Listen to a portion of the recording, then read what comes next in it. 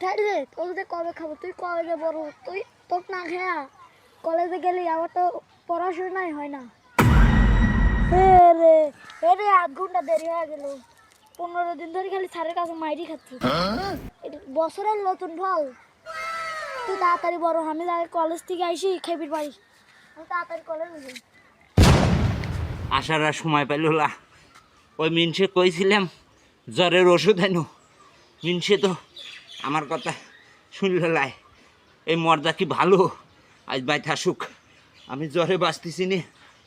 কোন ডাক্তারের কাছে যা আমি এই জ্বরের বড়ি খালি সেরে যাব?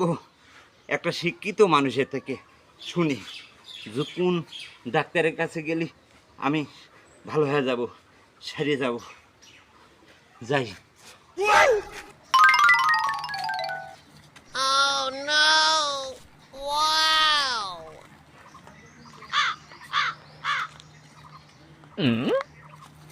Oh shit!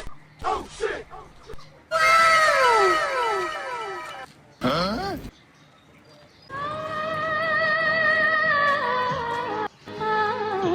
এ গাদা, তুমি তো শিক্ষিত মনে হচ্ছে, তুমি আমাকে কও তো কোন ডাক্তারের ওষুধ খালে আমার জ্বর ভালো হয়ে যাবে, কও তো।